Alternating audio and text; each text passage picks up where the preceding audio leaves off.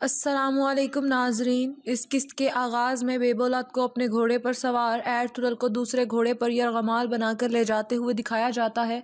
Ertugrul के हाथ रस्से से बंधे हुए होते हैं। जंगल से गुजरते हुए एर्तुगरुल अचानक अपने घोड़े की लगाम को पकड़कर पाँव ऊपर उठाते हैं और अपने घोड़े से बेबोलत की तरफ छलांग लगा देते हैं। इस हमले से बेबोलत ज़मीन पर गिर जाता है। एर्तुगरुल कहते हैं, तुम मुझे जिंदा नहीं ले जा पाओगे। बेबोलत सिपाहियों को हुक्म देता है, इसे पकड़ो, जिस पर तमाम सिपाही तलवारें लिए एर्तुगरुल की तरफ आते हैं। एर्तुगरुल अपने बंधे हुए हाथों को हथियार बनाकर उन सबको पीटने लगते हैं और उन्हीं सिपाहियों की तलवार छीन कर सबको मौत के घाट उतार देते हैं। उन सब के ज़मीन पर गिर जाने के बाद बेबोलत कहता है, मैं जानता था कि तुम कुछ करने वाले हो। तुम्हें भागने का मौका मिला था लेकिन तुमने वो खो दिया एर्तुगरुल। अब मैं तुम्हें अपने घोड़े के पीछे घसीट कर ले जाऊंगा। तुम अपने भाई गुंदोगदो के साथ मरोगे। बेबोलत अपने रह जाने वाले दूसरे सिपाहियों से कहता है, इसे पकड़ो फौरन। जैसे ही सिपाही आगे बढ़ते हैं, ऐन इसी वक्त अलबलगाए खातून अब्दुर्रहमान और सिपाहियों के साथ वहां पहुंच जाती हैं और उन दोनों सिपाहियों को तीर का निशाना बनाती हैं। अलबलगाए को देखकर बेबोलत हैरान रह जाता है, जबकि वो आगे आकर कहती हैं, अभी एर्तुगरुल साहिब की मौत का वक्त नहीं आया, लेकिन तुम्हारी मौत का वक्त जरूर आ गया है। अलबलगाए के साथ आए हुए सिपाही बेबोलत और उसके साथियों को चारों तरफ से घेर लेते हैं। अलबलगाए अपने चाकू से एर्तुगरुल के हाथों को खोलती हैं। ये देखकर बेबोलत कहता है, मुझे तुम्हें उसी वक्त कत्ल कर देना चाहिए था जब मुझे पहली बार तुम पर शक हुआ था। आस्तीन का सांप बहुत बड़ा हो गया है और जहर उगल रहा है। इसके बाद गुंदोगदो को अपने तमाम सिपाहियों के साथ जंगल में घात लगाकर बैठे दिखाया जाता है। किसी के आने की आहट पर वो सब चुकन्ने हो जाते हैं, लेकिन वो बामसी होते हैं। बामसी गुंदोगदो को बताते हैं, हजूर, यहाँ नज़दीक ही एक गार है, लेकिन वहाँ कोई नहीं है। गोंदोज तजवीज़ देता है, हमें गार के अंदर देखना चाहिए, जिस पर गुंदोगदो से तसल्ली देते हैं, हम देखेंगे बच्चे, ज़रूर देखेंगे, लेकिन हमें एहतियात से आगे बढ़ना होगा, ये एक चाल भी हो सकती है। बामसी कहते हैं, बिल्कुल। गोंगकोत सिपाहियों से कहो गार को चारों तरफ से घेर ले। इस पर गुंदोगदो बामसी से कहते हैं, गार का रास्ता दिखाओ। बामसी की हमराही में वो सब लोग गार की तरफ बढ़ते हैं। दूसरी जानिब जंगल में दिखाया जाता है, एर्तुगरुल बेबोलत से कहते हैं, अब तुम भाग नहीं सकते अलबास्ती। अब न कूदने के लिए कोई पहाड़ी है और ना ही कोई दरिया जो तुम्हें बहा कर ले जाए, और ना ही यहाँ तुम्हारा मालिक है। बेबलत जवाब देता है, तुम मेरी तलवार की ज़रब की ताकत को भूल गए एर्तुगरुल। अगर हम में से किसी एक ने यहाँ मरना ही है तो ये फैसला हमारी तलवारों को करने दो, देखते हैं कौन जीतता है। ये कहकर वो अपनी तलवार निकाल कर एर्तुगरुल पर हमला आवर होता है। बेबलत जख्मी होकर एक लम्हे को ठहरता है और एक बार फिर मुकाबले पर आता है। कांटेदार मुकाबले के बाद एर्तुगरुल की तलवार बेबलत के पेट को चीरती हुई गुजर जाती है। वो हिम्मत करके एक बार फिर आगे आने की कोशिश करता है, लेकिन एर्तुगरुल उसकी कोशिश को नाकाम बनाकर एक बार फिर वार करते हैं, जिससे वो जमीन पर गिर जाता है और अलबलगाए की तरफ देखकर कहता है, ये सब कुछ हमारे खानदान के लिए था अलबलगाए।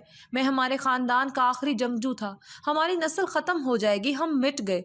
अलबलगाए, इन्होंने हमें तबाह कर दिया। अलबलगाए जवाब देती हैं, खानदान जंगजुओं से नहीं बनता बल्कि दिलों से बनता है, और वो तुम्हारे पास नहीं है। तुम्हारा खून हमारे खानदान की इज्जत बचाएगा। इस पर एर्तुगरुल कहते हैं, तुम्हारी कमर टूट चुकी है और अब तुम्हारे मालिक की बारी आएगी। हम तब तक नहीं रुकेंगे जब तक कि तुम जैसे लोगों के खून का आखिरी कतरा भी न बह जाए। जब तक तमाम गद्दारों का खून न बहा दिया जाए तब तक मेरी तलवार नियाम में नहीं जाएगी। जो जख्म मैंने तुम्हें दिए वो मेरे भतीजे सुलेमान के लिए थे और उन तमाम मासूम लोगों के लिए थे जिन्हें तुमने तकलीफ दी। ये कहकर एर्तुगरुल अलबलगाए की तरफ देखते हैं और उनके सर हिलाकर इजाजत देने पर अपनी तलवार बेबलत के जिस्म में उतार देते हैं। फिर कहते हैं, ये तुर्गुत के लिए। मैंने तुमसे कहा था कि तुम अपनी मौत से पहले जो आखिरी चीज देखोगे वो मेरी आंखें होंगी। एर्तुगरुल के तलवार वापस खींचने पर बेबलत का जख्मी वजूद बेजान होकर जमीन पर गिर जाता है। बेबलत को मार देने के बाद एर्तुगरुल अब्दुर्रहमान से पूछते हैं, तुर्गुत की हालत कैसी है? अब्दुर्रहमान तसल्ली देते हैं, वो बेहतर है। दोमरोल, मिरगेन और बाकी जो भी सिपाही वहां थे वो सब मारे गए हजूर। तुर्गुत साहिब बुरी तरह जख्मी हैं।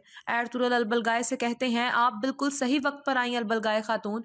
अब आप इसकी लाश को घर ले जाएं। अब आप लोगों को बता सकती हैं कि ये अपने अंजाम को पहुंच चुका है। रिवायात के मुताबिक इसे दफनाएं, लेकिन ये फैसला आपने करना है। अलबलगाए पूछती हैं, अब आप क्या करेंगे?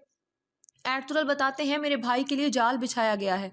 इससे पहले उसे कुछ हो मुझे वहां पहुंचना है। सिपाहियों, घोड़ों पर सवार हो जाओ। जिस पर सब लोग तेजी से रवानगी के लिए तैयार हो जाते हैं। इसके बाद काई कबीले में जख्मी तुर्गुत के पास हाइमा खातून को दिखाया जाता है। वो तुर्गुत की तीमारदारी कर रही होती हैं। होश में आते ही तुर्गुत हाइमा खातून को पुकारते हैं, जिस पर हाइमा कहती हैं, बोलो मेरे बच्चे, अपनी माँ से कहो तुम्हें क्या चाहिए। तुर्गुत बगैर कुछ कहे अपने कुल्हाड़े की तरफ देखते हैं, जिस पर हाइमा खातून भी तुर्गुत की नज़रों का ताकुब करते हुए देखती है।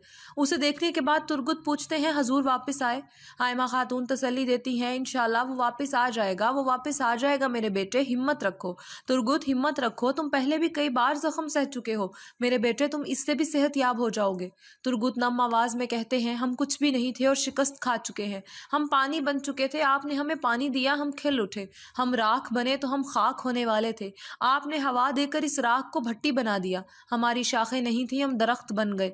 कोई हमसे मोहब्बत नहीं करता था, किसी ने हमसे मोहब्बत की। मेरी माँ नहीं थी, आप मेरी माँ बन गई। मैं कभी आपका ये एहसान नहीं चुका सकता, कभी नहीं। हाइमा खातून दुख से कहती हैं, मेरे बेटे ऐसा कभी सोचना भी मत। मैंने वही किया जो एक माँ को अपने बच्चों के लिए करना चाहिए था। मैं तुम्हारा एहसान नहीं चुका सकती। रातों को दिन में, बारिश और धूप में हमारे खानदान के लिए, हमारे घर, हमारे झंडे की इज्जत की खातिर तुम अपनी जान हथेली पर रख कर लड़ते रहे। अब अल्लाह के फजल से नए जंगजुओं के लिए फिर से अपने पैरों पर खड़े हो जाओगे। तुर्गुत कहते हैं, मैं अपने हजूर को सही सलामत देख लूँ तो मेरा जिस्म ठीक हो जाएगा। और अपने जख्म की तरफ इशारा करके कहते हैं, लेकिन अगर उन्हें नहीं देखा तो ये जख्म कभी नहीं भरेगा, कभी नहीं। हाइमा खातून पास उनका कुल्हाड़ा उठाकर लाती हैं और गुस्से से कहती हैं, अगर तुम इस माँ के गम को कम करना चाहते हो तो फौरन से ठीक हो जाओ, अपने पैरों पर खड़े हो जाओ। फिर जोर से कुल्हाड़े को जमीन पर मारती हैं और खैमे से बाहर चली जाती हैं।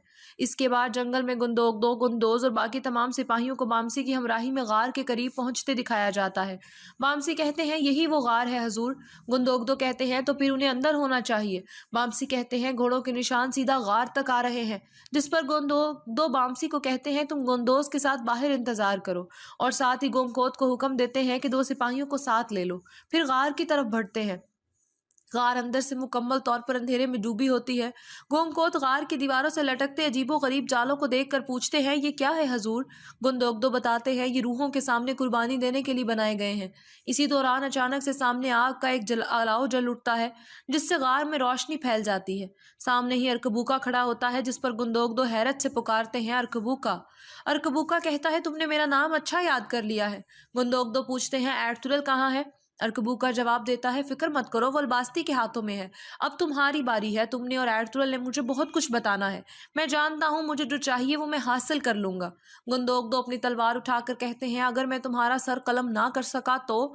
مگر اسی وقت ارکبو کا جلتے الاؤ میں اپنے ہاتھ میں پکڑی شیشی سے کوئی مایا انڈیلتا ہے اور کہتا ہے بچھو کا زہر اسے آگ سے بچا لیتا ہے، حالانکہ وہ اسے موت دے دیتا ہے۔ جیسے ہی وہ مایا آگ کو چھوتا ہے ہر طرف زہریلا دھواں پھیل جاتا ہے۔ ارکبو کا ایک کپڑے کو اپنی ناک پر رکھ لیتا ہے جس سے وہ زہر اس پر اثر انداز نہیں ہوتا۔ گندوگدو کہتے ہیں، یہ زہر ہے، باہر نکلو، فوراً باہر نکلو۔ ان کی سانسیں اکھڑ رہی ہوتی ہیں۔ باہر نکل کر جب بامسی اور گوندوز ان کی یہ حالت دیکھتے ہیں تو فوراً ان کی طرف لپکتے ہیں۔ گندوگدو کہتے ہیں، یہ چال تھی۔ غار سے نکلنے والے تمام سپاہیوں کی حالت غیر ہو رہی ہوتی ہے کہ ارکبوکا کے سپاہی ان پر حملہ آور ہوتے ہیں۔ بامسی کہتے ہیں، سپاہیوں، آقا کی حفاظت کرو، اور پھر تمام لوگ ارکبوکا کے سپاہیوں کے خلاف تلواریں لے کر لڑتے ہیں۔ اسی دوران ارکبوکا بھی غار سے باہر آ جاتا ہے اور چلا کر اپنے سپاہیوں سے کہتا ہے، گندوگدو کو پکڑ لو اور باقی ہر ایک کو قتل کر دو۔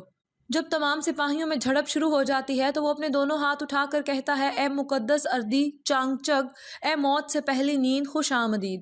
ارکبوکا کے نقاب پوش سپاہی کے وار سے گندوگدو کی تلوار ایک طرف گر جاتی ہے اور وہ خود زمین پر ایک سپاہی جیسے ہی ان کے پیٹ میں تلوار گھسانے کے لیے تلوار بلند کرتا ہے تو ایک تیر آ کر ان کے سینے میں پیوست ہو جاتا ہے۔ سب کی نظر سامنے کی طرف اٹھتی ہے تو وہاں ایرترل، عبد الرحمن اور باقی سپاہیوں کے ساتھ موجود ہوتے ہیں۔ ایرترل اور باقی سپاہیوں کے ساتھ تیروں سے ارکبوکا کے سپاہیوں کو گرا دیتے ہیں اور باقی بچے سپاہیوں کو اپنی تلواروں کی زد پر رکھ لیتے ہیں۔ ایرترل کو وہاں دیکھ کر ارکبوکا گھبرا جاتا ہے اور پھر بڑبڑاتا ہے، جب تک تم مجھے ہرا نہیں دیتے تب تک تم مجھے شکست نہیں دے سکتے ایرترل، اور پھر وہاں سے فرار ہو جاتا ہے۔ ارکبوکا کے تمام سپاہیوں کو موت کے گھاٹ اتارنے کے بعد ایرترل تمام لوگوں سے ملتے ہیں، پھر گندوگدو کے پاس جاتے ہیں جن کی سانسیں اکھڑ رہی ہوتی ہیں۔ ایرترل کے پاس آنے پر وہ بتاتے ہیں، اس نے ہم پر جادوئی مٹی پھینکی لیکن ہم ٹھیک ہیں، ہم بالکل ٹھیک ہیں۔ ایرترل کہتے ہیں، لیکن ہمیں پھر بھی فوراً گھر واپس جانا ہوگا بھائی، شاید تھوڑی دیر بعد یہ زہر اپنا اثر دکھانا شروع کر دے۔ ساتھ ہی کہتے ہیں، وہ خبیث بھاگ گیا، اللہ کا شکر ہے ہم اس کے ہاتھ نہیں لگے، اس کا پیچھا کرو عبد الرحمن اور محتاط رہنا۔ گندوگدو کہتے ہیں، ایرترل، وہ ہمارا راز جانتا ہے، چاہے جو بھی ہو جائے اسے بھاگنے مت دینا، وہ ہمارے لیے بڑی مصیبت بن سکتا ہے۔ ایرترل کہتے ہیں، بہت سی باتیں ہیں جو وہ نہیں جانتے بھائی، اور وہ جاننے کی کوشش کرے گا، اور ہم پوری کوشش کریں گے کہ اسے صرف وہی باتیں پتہ چلیں جو ہم چاہتے ہیں کہ اسے پتہ چلیں۔ اس کے بعد امرولو قبیلے میں دکھایا جاتا ہے جہاں سیرما خاتون، آتے خان اور 2 امرولو سرداروں کے ساتھ موجود ہوتی ہیں۔ وہ کہتی ہیں، البلگائے خاتون اپنی خیالی دنیا میں جی رہی ہیں، امرولو قبیلہ کائی قبیلے کے پیچھے چلنے کے لیے نہیں ہے۔ آتے خان کہتا ہے، ایک چھوٹی سی مصیبت سے ہمارے حوصلے پست ہو گئے تو ہماری قسمت میں غم کے علاوہ اور کچھ نہیں آئے گا۔ سیرما خاتون جواب دیتی ہیں، یہ اگر ضدی ہے تو ٹھیک ہے، جب تک بھائی واپس نہیں آتا ہم البلگائے خاتون کو خود پر حکمرانی کرنے نہیں دیں گے۔ بے بول عطاقہ جلد واپس آئیں گے اور اپنے تخت پر بیٹھیں گے اور ان لوگوں سے نمٹیں گے جو کائی کے لوگوں کے ساتھ مل گئے۔ اسی دوران طبل بجنے پر سیرما خوشی سے کہتی ہیں، بھائی، اور باہر کی طرف لپکتی ہیں۔ سرداران بھی ان کی ہمراہی میں باہر نکلتے ہیں۔ مرکزی راستے سے البلگائے آتی دکھائی دیتی ہیں، سپاہیوں کے گھوڑوں کے ساتھ ایک تختے پر بے بولت کی لاش موجود ہوتی ہے۔ البلگائے گھوڑے پر سوار وہاں موجود لوگوں سے مخاطب ہو کر کہتی ہیں، اسے سب کے لیے عبرت کا نشان بنا دو، جو بھی ہمارے اقدار کی نافرمانی کرتا ہے اور دھوکہ دیتا ہے، جو بھی دشمنوں کے ساتھ مل جاتا ہے، اپنی لالچ کے پیچھے بھاگتا ہے، باشمول میرے اپنے بھائی کے، وہ ہمارے ساتھ بیٹھنے کے لائق نہیں بلکہ ہمارے قدموں کی ٹھوکروں کے لائق ہے۔ اس غدار کے ساتھ ہی ہماری شرمندگی بھی دفن ہو جائے گی۔ اب سب لوگ میری بات غور سے سنیں، جو بھی اس قبیلے میں ہمارے امرولو قبیلے کی روایات کی نافرمانی کرنے کی کوشش کرتا ہے، انہیں بتا دیں کہ میری تلوار ان کی سانسیں چھین لے گی۔ پھر وہ سپاہیوں سے کہتی ہیں کہ اب اس کی لاش کو گھر لے جاؤ۔ وہاں موجود سیرما غصے سے البلگائے خاتون کو دیکھتی رہتی ہیں، جبکہ البلگائے خاتون سپاہیوں کو حکم دے کر خیمے میں چلی جاتی ہیں۔ اس کے بعد کائی قبیلے میں دکھایا جاتا ہے کہ طبل بجنے پر تمام لوگ مرکزی راستے کی طرف متوجہ ہو جاتے ہیں، جہاں سے ایرترل اور گندوگدو اپنے تمام سپاہیوں کے ساتھ آتے دکھائی دیتے ہیں۔ ان سب کے قریب آنے پر تمام لوگ ایرترل صاحب زندہ باد کے نعرے لگانے لگتے ہیں اور خوشی سے جھوم اٹھتے ہیں۔ پھر وہ گھوڑوں سے اتر کر سب سے ملتے ہیں۔ کائی قبیلے کے لوگ ان کا خیر مقدم کرتے ہیں۔ ہائمہ خاتون ایرترل سے پوچھتی ہیں، ان ظالموں نے تمہارے ساتھ کیا کیا بیٹے؟ ایرترل جواب دیتے ہیں، کچھ نہیں ماں، ہم نے ان سے نمٹ لیا، میں آپ کے لیے خوشخبری لایا ہوں۔ حائمہ خاتون پوچھتی ہیں کیسی خوشخبری؟ ایرطغرل جواب دیتے ہیں مجھے پہلے ترگت سے ملنے دے ماں، میں پھر آپ کو سب کچھ بتا دوں گا۔ جیسے ہی وہ ترگت سے ملنے کے لیے خیمے کی جانب بڑھتے ہیں تو حیران رہ جاتے ہیں کیونکہ زخمی ترگت ننگے پاؤں سپاہیوں کے سہارے باہر آتے دکھائی دیتے ہیں۔ ایرطغرل انہیں گلے لگاتے ہیں اور کہتے ہیں مجھے ڈر تھا کہ کہیں تمہیں کچھ ہو نہ جائے۔ ترگت جواب دیتے ہیں میں آپ کو دیکھ کر بہتر محسوس کر رہا ہوں۔ ایرطغرل ترگت سے کہتے ہیں ہم نے تمہارا خون رائیگاں نہیں جانے دیا، ہم نے بدلہ لے لیا ہے۔ اس کے بعد وہ کائی کے لوگوں سے مخاطب ہو کر کہتے ہیں کائی قبیلے کے عظیم جنگجوؤں اور عظیم خواتین، اب ہمیں بلاخر آستین کے سانپ سے چھٹکارا مل گیا ہے۔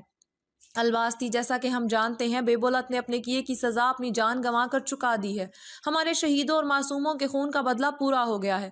اب اپنے دشمن کو ایک ہی جواب دیں گے ہم، آنکھ کے بدلے آنکھ، دانت کے بدلے دانت۔ اس کے ساتھ ہی ایرطغرل اپنی تلوار ہوا میں لہراتے ہیں جس پر سب لوگ ان کی پیروی میں یہی عمل دہراتے ہیں۔ اس کے ساتھ ہی یہ قسط اپنے اختتام کو پہنچتی ہے۔ امید کرتے ہیں آپ کو ویڈیو پسند آئی ہوگی۔ اسے لائک کریں، شیئر کریں، ہمارے چینل کو لازمی سبسکرائب کر لیں۔ اپنا فیڈ بیک دینا مت بھولیے گا۔ ملیں گے اگلی ویڈیو کے ساتھ، تب تک کے لیے اللہ حافظ۔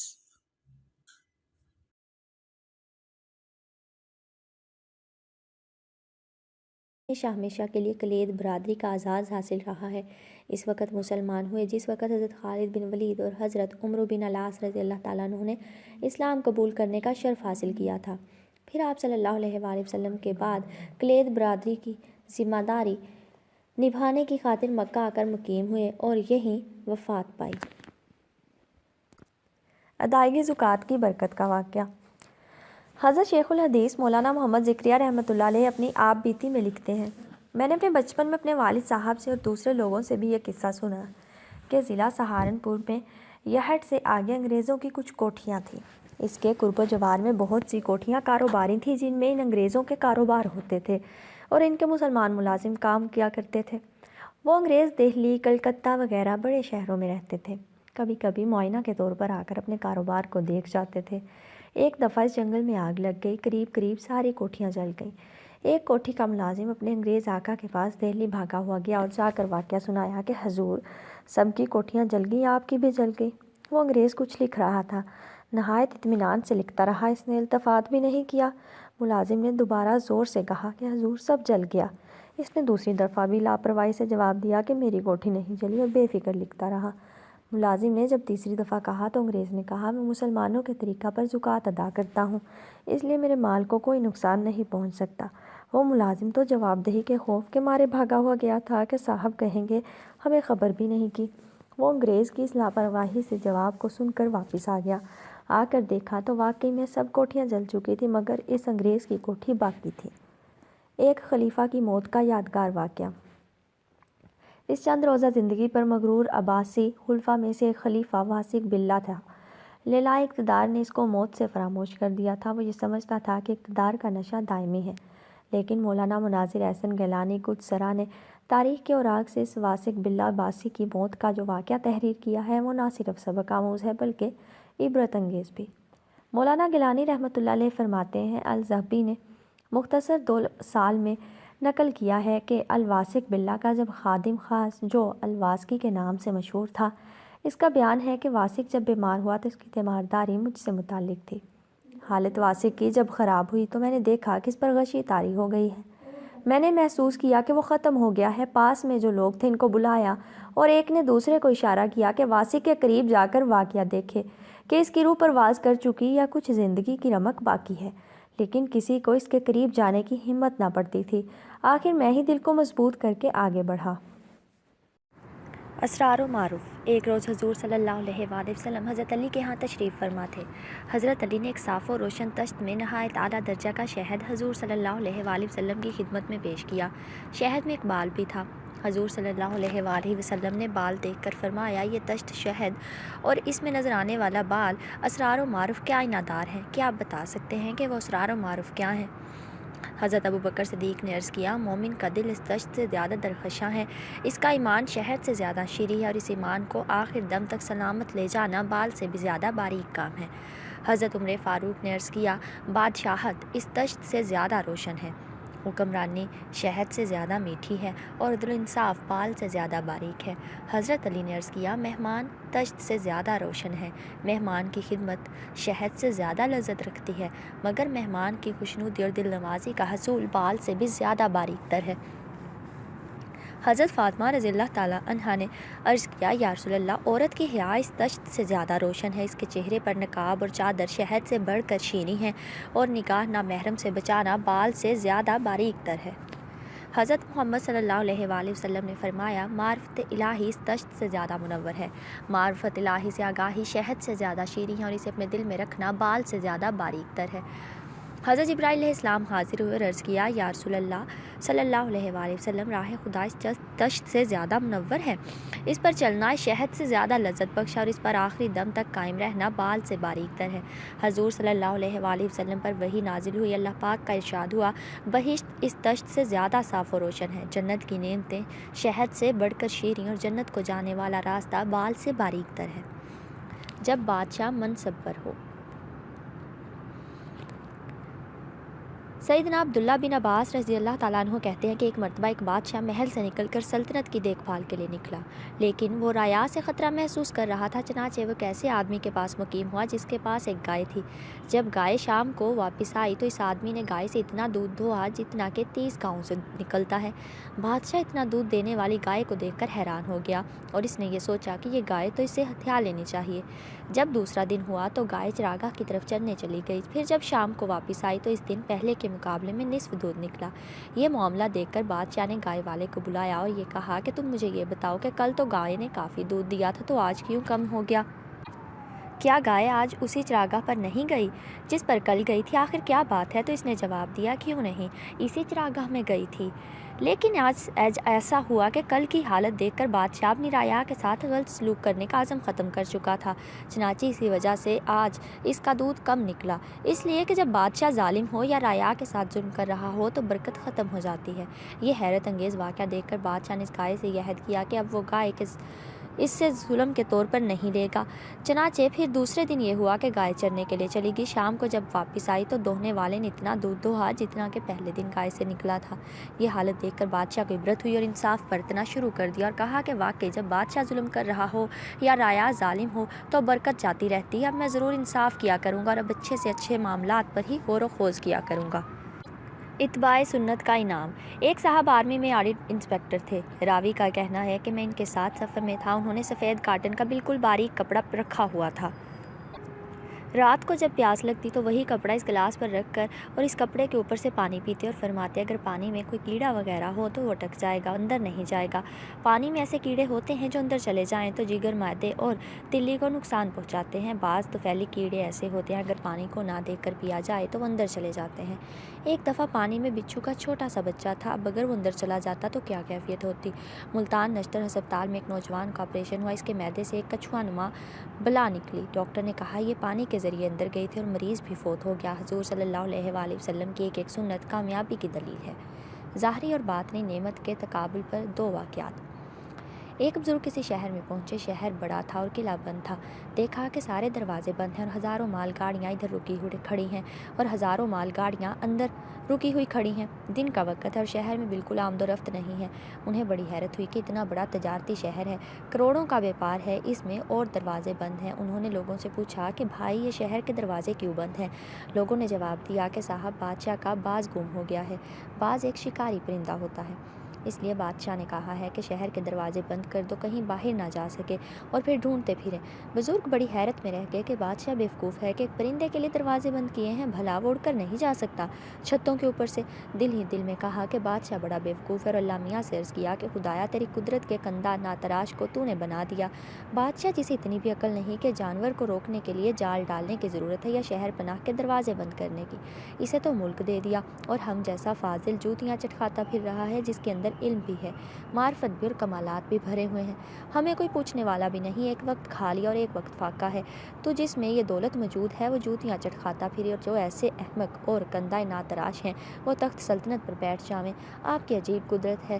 یہ گویا ایک سوال اور ایک خلجان اللہ کے سامنے پیش کیا، وہاں سے جواب آیا کہ اچھا کیا تم اس پر راضی ہو کہ تمہارا علم، تمہاری معرفت، تمہارا ایمان چھین کر اس بادشاہ کو دے دیں اور اس کی ساری سلطنت تمہیں دے دیں؟ تیار ہو؟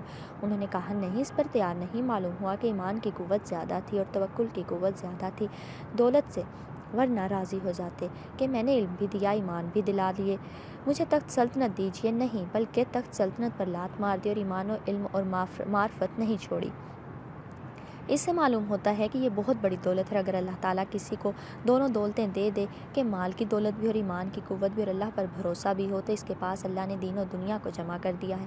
یہ خدا کا فضل ہے، جسے چاہے دے دے۔ تو بہرحال دولت دنیا بھی ایک نعمت ہے اور دولت دین اس سے بڑھ کر نعمت ہے، اور اگر جمع ہو جاویں تو سب نعمتوں سے بڑھ کر نعمت ہے۔ دونوں کے بچاؤ کی صورت یہ ہے کہ مالداری کے اندر آدمی غرور میں نہ پڑے اور ہر وقت شکر گزار رہے اپنے پروردگار کا، اس لیے کہ جو کچھ اسے ملا اور اس کا حق نہیں تھا بلکہ محض عطائے خداوندی ہے۔ اللہ کے اوپر کسی کا حق نہیں، جب فضل سے ملے تو شکر واجب ہوتا ہے، لہذا ملنے پر شکر ادا کرے، اور جس کو مفلسی دی ہے وہ عدل سے دی ہے۔ گویا حکمت و انصاف کا یہی تقاضا تھا کہ اس کو اس حالت میں رکھا جائے تاکہ وہ صبر کرے، کیونکہ دونوں ہی راستے جنت کی طرف جاتے ہیں۔ صبر اپنے راستے سے جنت میں پہنچائے گا اور شکر اپنے راستے سے جنت کی طرف لے جائے گا۔ ہیں دونوں کامیاب اور ناجی، اور محبوب خداوندی شاکر بھی ہے اور صابر بھی۔ علماء میں ایک عالم گزرے ہیں، فن نحو کے بہت بڑے امام، جن کا نام ہے اقسم، اور انتہائی درجہ بدصورت تھے۔ جتنی بدصورتی کی علامتیں ہو سکتی ہیں وہ سب ان میں جمع تھیں۔ رنگ بے حد کالا، دانت بہت چوڑے چوڑے، آنکھیں نہایت چھوٹی اور کرنجی، اور آنکھوں میں چیپڑ لگے ہوئے، دانتوں میں زردی لگی ہوئی غرض، جتنی بدصورتی کی علامتیں ہو سکتی ہیں ساری ان میں جمع تھی۔ اور علم و ہنر کا یہ عالم کہ بہت اونچا اور بہت بلند، ان کی شادی ایک ایسی عورت سے ہوئی کہ دور دور اس کا نظیر نہیں تھی۔ جب خاوند اور بیوی آمنے سامنے بیٹھے تو معلوم ایسا ہوتا جیسے دھوپ چھاؤں کے ایک طرف دھوپ نکل رہی ہے اور ایک طرف سایہ ہے، ایک طرف نور اور ایک طرف ظلمت۔ تو آمنے سامنے بیٹھ کر بیوی سے کہتے کہ میں بھی قطعی جنتی ہوں اور تو بھی قطعی جنتی۔ بیوی کہتی کہ کیا بات ہے؟ فرماتے ہیں کہ میں تو اس لیے جنتی کہ تجھ جیسی بیوی ملی مجھے، میں رات دن شکر ادا کرتا ہوں، اس شکر کے راستے سے جنت میں پہنچوں گا، اور تو اس لیے جنتی کہ مجھ جیسا بدصورت خاوند تجھے ملا، تو رات دن صبر کرتی ہے کہ کس بلا میں گرفتار ہو گئی، اس لیے تو صبر کے راستے سے جنت میں پہنچے گی۔ تو میں بھی جنتی اور تو بھی جنتی۔ اس بنا پر دولت مند کے لیے اللہ نے شکر کا راستہ رکھا ہے اور وعدہ دیا ہے جتنا تم شکر کرو گے اتنا ہی میں اس نعمت کو بڑھاتا چلا جاؤں گا۔ یہ صاحب دولت کے لیے ترقی کے درجات کا ذریعہ ہے۔ نیک بننے کا مراقبہ۔ ایک شخص ابراہیم ادہم رحمۃ اللہ علیہ کے پاس آیا اور کہا کوئی ایسا طریقہ بتائیے جسے میں بڑے کام کرتا رہوں اور گرفت نہ ہو۔ حضرت ابراہیم نے فرمایا 5 باتیں قبول کر لو، پھر جو چاہے کرو، تجھے کوئی گرفت نہ ہوگی۔ اول یہ کہ جب تو کوئی گناہ کرے تو خدا کا رزق مت کھا۔ اس نے کہا یہ تو بڑا مشکل ہے کہ رازق وہی ہے، پھر میں کہاں سے کھاؤں؟ فرمایا تو یہ کب مناسب ہے کہ تو جس کا رزق کھائے پھر اس کی نافرمانی کرے۔ دوسرے یہ کہ اگر تو کوئی گناہ کرنا چاہے تو اس کے ملک سے باہر نکل کر۔ اس نے کہا تمام ملک ہی اس کا ہے، پھر میں کہاں نکلوں؟ فرمایا تو یہ بات بہت بڑی ہے کہ جس کے ملک میں رہو اس کی بغاوت کرنے لگو۔ تیسرے یہ کہ جب کوئی گناہ کرے تو ایسی جگہ کر جہاں وہ تجھے نہ دیکھے۔ اس نے کہا یہ تو بہت ہی مشکل ہے، اس لیے کہ وہ تو دلوں کا بھید بھی جانتا ہے۔ فرمایا تو یہ کب مناسب ہے کہ تو اس کا رزق کھائے اور اس کے ملک میں رہے اور اسی کے سامنے گناہ کرے۔ چوتھے یہ کہ جب ملک الموت تیری جان لینے آئے تو اسے کہہ کے دیکھ ذرا ٹھہر جا، مجھے توبہ کر لینے دے۔ اس نے کہا وہ مہلت کب دیتا ہے؟ فرمایا یہ تو مناسب ہے کہ اس کے آنے سے پہلے ہی توبہ کر لے اور اس وقت کو غنیمت سمجھ۔ پانچویں یہ کہ قیامت کے دن جب حکم ہوا کہ اسے دوزخ میں لے جاؤ تو کہنا کہ میں نہیں جاتا۔ اس نے کہا وہ زبردستی بھی لے جائیں گے؟ فرمایا تو اب خود ہی سوچ لے کہ کیا گناہ تجھے زیادہ عزیز ہیں۔ وہ شخص قدموں میں گر گیا اور سچے دل سے تائب ہو گیا۔ حضرت حذیفہ بن الیمان رضی اللہ تعالیٰ عنہ کا عشق رسول۔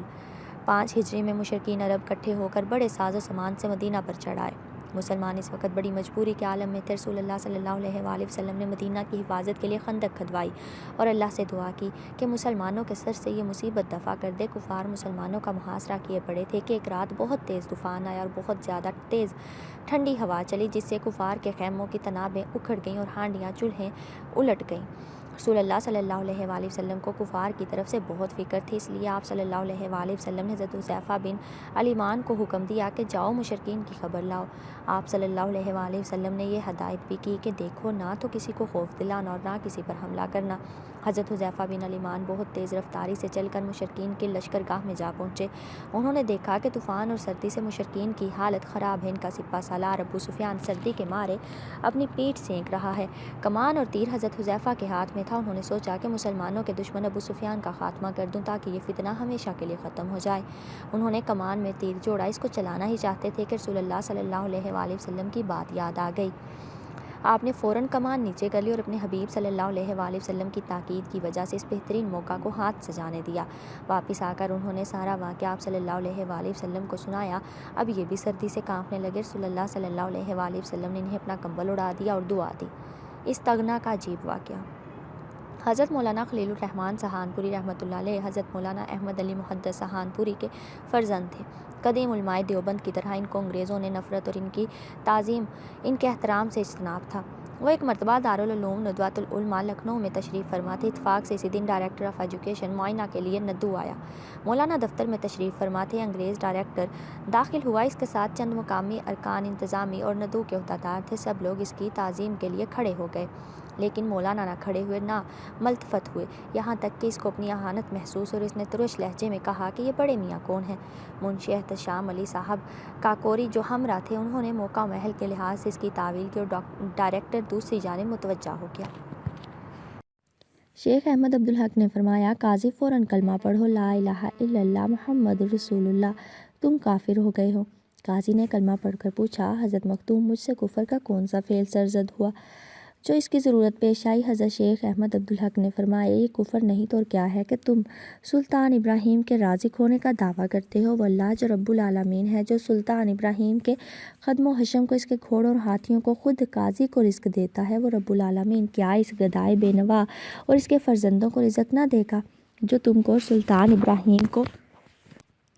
قاضی رضی نے بہت کوشش کی حضرت شیخ احمد عبدالحق اس فرمان کو سند اور نقدی کو قبول کر لیں، لیکن انہوں نے کسی صورت اس کو قبول نہ کیا اور فرمایا، میری اولاد فقر کی قدر نہ پہچانے گی۔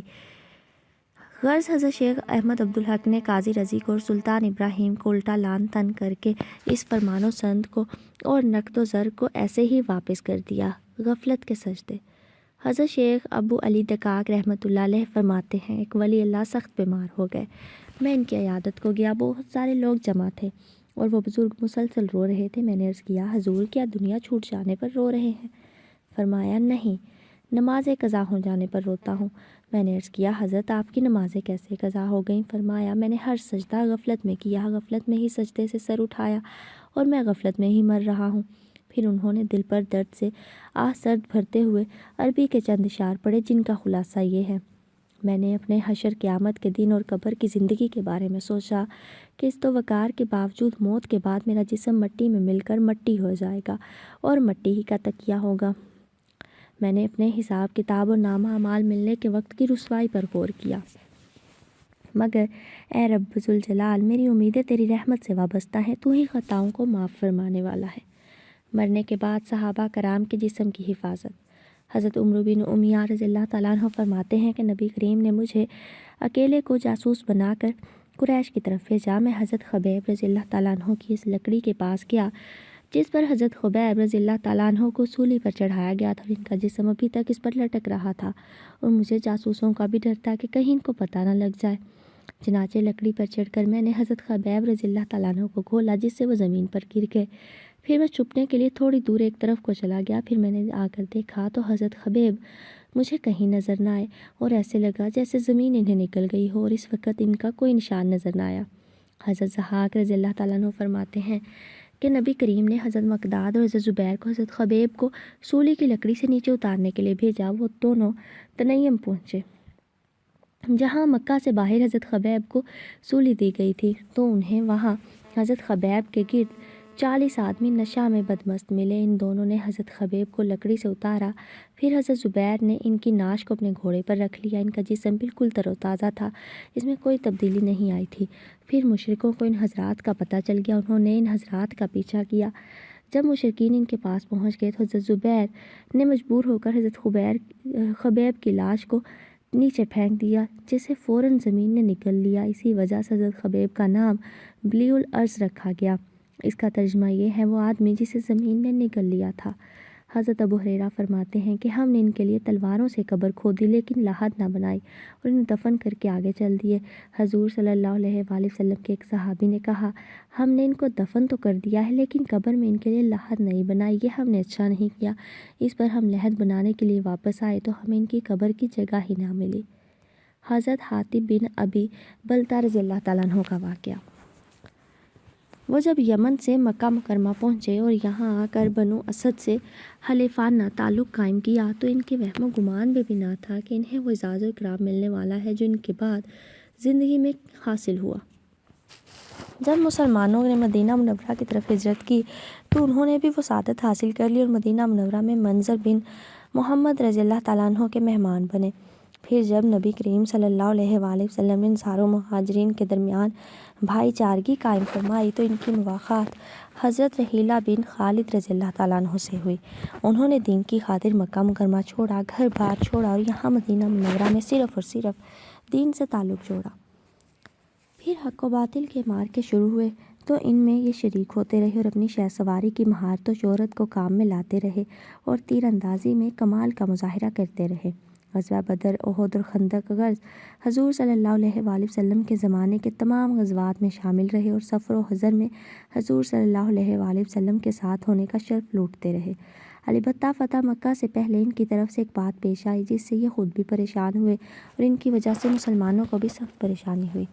واقعہ یہ پیش آیا کہ قریش اور مسلمانوں کے درمیان صلح حدیبیہ کی صورت میں ایک معاہدہ طے ہو چکا تھا، مگر قریش نے جلد ہی اپنے معاہدے سے روگردانی کی اور معاہدہ کی خلاف ورزی کی۔ پھر نبی کریم صلی اللہ علیہ وآلہ وسلم نے ان کو اس خلاف ورزی پر متوجہ کرنا چاہا تو قریش کے چند جذباتی لوگوں نے معاہدہ ختم کرنے کا اعلان کر دیا، جس پر انہیں بعد میں پچھتانا بھی پڑا۔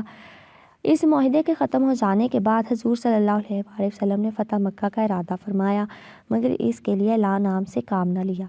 آپ صلی اللہ علیہ وآلہ وسلم نے صحابہ کرام کو تیاری کا حکم فرمایا اور کچھ حضرات کو آپ صلی اللہ علیہ وآلہ وسلم کے ارادہ کا علم بھی ہو گیا۔ انہی افراد میں حضرت حاطب بن ابی بلتہ بھی شامل تھے۔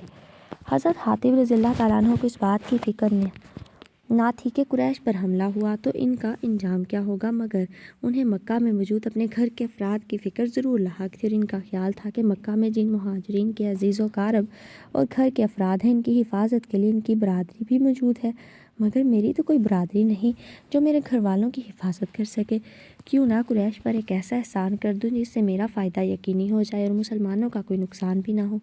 انہوں نے اس خیال کو عملی جامہ پہنایا کہ اس وقت ایک عورت سارہ نامی جو مغنیہ گانے والی تھی آپ صلی اللہ علیہ وآلہ وسلم کی خدمت میں حاضر ہوئی اور اپنی ضرورت بیان کی اور یہ بھی کہا کہ واقعہ بدر کے بعد لوگوں نے میری طرف توجہ نہ دی۔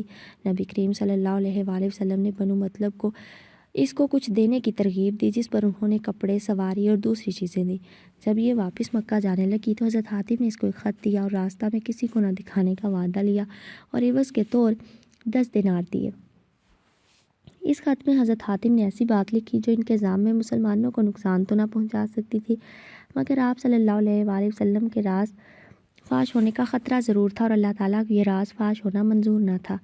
حضرت جبرائیل علیہ السلام نے آ کر صورتحال بیان کر دی جس پر آپ صلی اللہ علیہ وآلہ وسلم نے حضرت علی، حضرت زبیر اور حضرت مقداد رضی اللہ تعالیٰ عنہ کو روانہ فرمایا اور ہدایت فرمائی کہ مقام روزہ خواہ میں ایک عورت اونٹ پر سوار ملے گی، اس کے پاس حاطب کا خط ہوگا جو انہوں نے مشرکین مکہ کے نام لکھا ہے، وہ لے آؤ۔ جب یہ حضرات اس مقام پر پہنچے تو وہ عورت ملی، لیکن شاید وہ خط مشرکین کو دے کر انعام حاصل کرنا چاہتی تھی، اس لیے قسم کھا لی کہ میرے پاس کوئی خط نہیں ہے۔ انہوں نے سامان کی تلاشی لی مگر نہ مل سکا۔ انہوں نے کہا اللہ کی قسم، اللہ کے رسول کبھی غلط نہیں کہہ سکتے، لہٰذا بہتر ہوگا کہ تم ہمیں خط دے دو ورنہ تمہاری تلاشی لینے پر مجبور ہوں گے، اور تلوار نکال لی۔ اس پر اس عورت نے اپنے بالوں کے اندر سے وہ خط نکال کر دیا جو انہوں نے لا کر حضور صلی اللہ علیہ وآلہ وسلم کی خدمت میں پیش کر دیا۔ آپ نے حضرت حاطب کو بلایا، ان سے دریافت فرمایا کہ کیا ماجرا ہے۔ انہوں نے عرض کیا یا رسول اللہ، میرے بارے میں جلد بازی سے کام نہ لیجیے۔ پھر انہوں نے مذکورہ عذر بیان کیا اور اپنے ایمان پر ذرا تردد نہ ہونے کو بیان کیا۔ حضرت عمر رضی اللہ تعالیٰ عنہ نے عرض کیا، یا رسول اللہ، اجازت ہو تو اس منافق کی گردن اڑا دوں؟ آپ صلی اللہ علیہ وآلہ وسلم نے فرمایا، عمر تجھے کیا معلوم کہ اللہ تعالیٰ نے نظر رحمت سے اہل بدر کو فرما دیا ہے کہ جو چاہے کرو، بلا شبہ میں نے تمہاری مغفرت کر دی ہے۔ جس پر حضرت عمر کی آنکھوں میں آنسو آئے اور اللہ تعالیٰ نے حضرت حاتب کے ایمان کی گواہی اس آیت میں دی، جس کا مفہوم یہ ہے، اے ایمان والو، میرے اور تمہارے دشمنوں کو اپنا دوست نہ بناؤ۔ پھر ان کو خط کھولا گیا تو واقعی اس کا مضمون ایسا تھا کہ اس سے ان کی باتوں کی صداقت ظاہر ہو رہی تھی۔ اللہ تعالیٰ نے حضرت حاتب کے اندر بات سمجھانے، موقع محل سمجھنے اور اپنے مخاطب کو تسلی بخش جواب دینے کی صلاحیت بھی عطا فرمائی تھی، اور انتظامی امور کو بھی بخوبی سمجھتے تھے، پھر نہ ڈر اور سفر سے نہ گھبرانے والے تھے۔ شاید انہی خصوصیات کی بنا پر حضور صلی اللہ علیہ وآلہ وسلم نے ان کو اپنا سفیر بنا کر اپنے خط کے ساتھ شاہ مصر مکوکس کے پاس بھیجا، جہاں انہوں نے اپنی بھرپور صلاحیت کا مظاہرہ کیا اور مکوکس کے سوالات کا مثبت جواب دیا۔ حاضرین کے سامنے حکیمانہ اور مؤثر تقریر فرمائی، جس کا مکوکس پر اچھا اثر ہوا۔ انہوں نے حضرت حاتب کو اعزاز و اکرام بخشا، وہاں حضور صلی اللہ علیہ وآلہ وسلم کے نام خط اور ہدایہ بھی ارسال کیے۔ حضرت حاتب کی اس کامیابی کی بنا پر حضرت ابوبکر صدیق نے بھی ایک مرتبہ ان کو مصر کی طرف سفیر بنا کر روانہ فرمایا تھا، جو کامیاب رہا۔ غرض یہ، حضرت حاتب رضی اللہ تعالیٰ عنہ، جن کی کنیت ابو عبداللہ یا ابو محمد تھی، جو مناسب جسم، خوبصورت چہرے، کھردری انگلیوں اور کس قدر چھوٹے قد کے مالک تھے، سیرت کے اعتبار سے اللہ اور اس کے رسول کے عاشق، صاف کو حکمت سے پر، غزوات کے حاضر باش اور ہجرت و بیعت رضوان کی سعادت حاصل کرنے والے تھے۔ جب غفلت کا پردہ اتر گیا، کہتے ہیں ایک نیک شخص کو کہیں سے سونے کی اینٹ مل گئی۔ اس خوشی میں وہ ساری رات سوچتا رہا اور طرح طرح کے منصوبے بناتا رہا کہ اب تو میں اچھے اچھے کھانے کھاؤں گا، بہترین لباس پہنوں گا، بہت سارے نوکر چاکر کام کاج کے لیے رکھوں گا اور مزے سے زندگی بسر کروں گا۔ سونے کی اینٹ کیا مل گئی؟ وہ رات بھر یاد الہی سے غافل رہا اور سونے ہی کے خیالوں میں کھویا رہا۔ صبح ہوئی تو خوش خوش گھر سے نکلا، چلتے چلتے قبرستان کے قریب سے دیکھا کہ ایک شخص اینٹیں بنانے کے لیے قبر کی مٹی گوندھ رہا ہے۔ یہ منظر دیکھ کر اس کی آنکھوں سے غفلت کا پردہ ہٹ گیا۔ عالم برزخ کے حالات کو یاد کر کے رونے لگا اور سوچنے لگا، شاید میرے مرنے کے بعد میری قبر کی مٹی سے بھی لوگ اینٹیں بنائیں گے۔ میرے عالی شان مکانات اور عمدہ ملبوسات دھرے کے دھرے رہ جائیں گے۔ سونے کی اینٹ مل جانے پر خوش ہونا اور غفلت میں زندگی گزارنا تو سراسر دھوکہ ہے۔ ہاں، اگر دل لگانا ہی ہے تو اللہ رب العزت سے لگانا چاہیے، اسی خالق و مالک کی محبت کو دل میں بسانا چاہیے۔